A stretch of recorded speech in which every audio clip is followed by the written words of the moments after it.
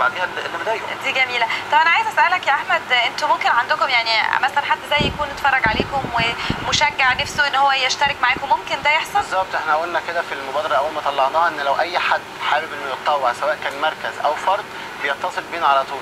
طبعا في ناس من الشباب بتتصل تقول انا متطوع بس مش عارف انا هتطوع في ايه. بالظبط، احنا مثلا دايما انا وفايز بنقول كمان احنا بنلاحظ انتمائنا كشباب في ماتشات الكوره وفي الحاجات، احنا عايزين بقى حاجه حقيقيه نجري وراها. هقول لحضرتك لان هي دي اللي هيغير مصر فعلا. الشباب فعلا والله عندنا من خلال واقعنا مع في العمل الشبابي او التنميه عامه، الشباب عايزه تعمل بس مش عارفه تبتدي منين، مش عارف يعمل ايه ومش عارف يبدا منين، بس بيكلمونا طب هتطوع فين اقول لهم، فبنعمل معاهم ميتنج على طول تعالوا. احنا عندنا مثلا برامج للاطفال وعندنا برامج وجه رساله بقى يا احمد دلوقتي للشباب تعالوا، انتوا مش ناويين تروحوا على محافظات؟ احنا عندنا فعلا التعاون اسكندريه وطنطا.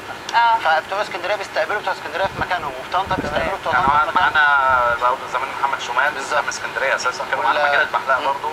طب انا عايزه اتكلم كلام واقعي زي ما استاذ فتحي قال لنا كلام صريح. ايوه كلمونا كلام صريح وواقعي. اللي عايز يشترك يكلمكم على ايه دلوقتي؟ احنا حاطين على في الايفنت نفسه على الفيسبوك التليفونات بتاعتنا وايميلاتنا كلنا. يعني دلوقتي ندخل على عنوان من اجل النيل. بالظبط، مصريون من اجل النيل. بالظبط، مصريون من اجل النيل. حتى على جوجل نفسه هتكتب هيطلع لك كل الناس اللي نشرت. يعني لو دخلنا على جوجل او دخلنا على الفيسبوك دورنا على جروب مصريون من اجل النيل هنقدر ان احنا نوصل على طول. وان شاء الله كل الشباب اللي بيحب يعني يجتهد من اجل مصر، لان انا شايفه كلام جميل وان شاء الله هو ده اللي يغير واقعنا بشكل كبير. وعندنا ادوار لكل واحد، يعني احنا عايزين نترجم حاجات، عايزين ابحاث سريريه، عايزين يعني في ادوار يقدر الشباب يعملها، يعني مش مجرد ان احنا نجمع ونعمل ندوه وايه والميه، لا. وانا شايفه ان شغلكم كتير من خلال الانترنت، يعني حتى لو حد مشغول او طالب او كده ممكن يعمل كل شغله من على الانترنت. وهي بقت الانترنت دلوقتي سهل بقى على الموبايل، حتى بقت الناس كلها بتستخدم الانترنت بسهوله جدا، فبقت الدنيا سهله والناس بتنزل وبتروح.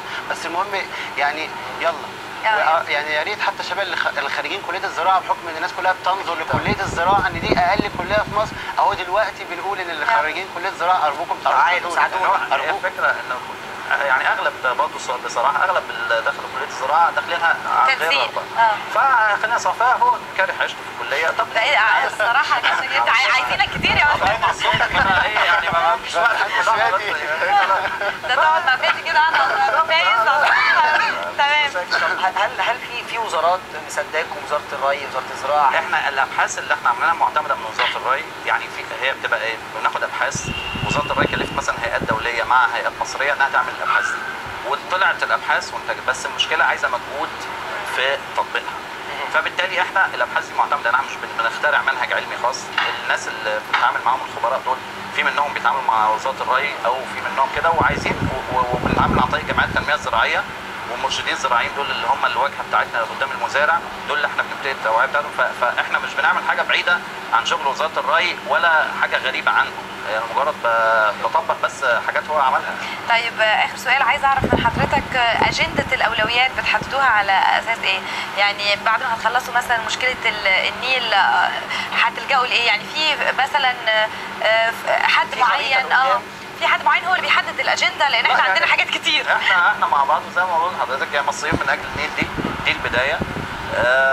بعديها لو ان شاء الله نجحنا هنعمل مضاف كوره كتيره، نبتدي بقى مثلا ناخد اجازه اسبوعين ثلاثه كده، وبعدين نبتدي مصريين من اجل رفع القمامه.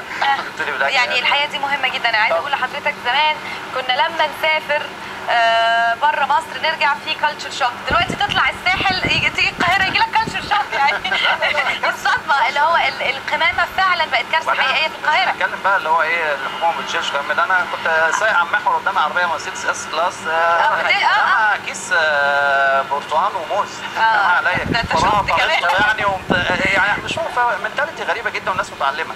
بس انا يا استاذ فادي هو اضافه كده كلام الاستاذ فادي، في فعلا مبادرات كتير للشباب والله موجوده. يعني حتى موضوع رفع القمامه ده في شباب بتنزل مدينه نصر، بينزلوا مصر الجديده شباب كتيره جدا بينظفوا، بس للاسف فين دور الاعلام انه يعمل سبوت على الناس عشان الناس تشوف. احنا موجودين معاكم انا وفايز ويسعد صباحكم دلوقتي من اشد المعجبين بالتكعيبه ونشاطها، وان شاء الله منتظرينكم تغيروا لنا حاجات كتير واحنا معاكم باذن الله. بشكرك جدا يا استاذ فادي وبشكرك جدا يا احمد.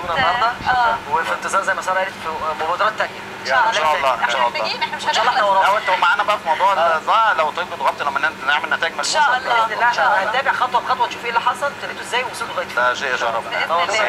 صباح الخير. نطلع فاصل؟ نطلع فاصل.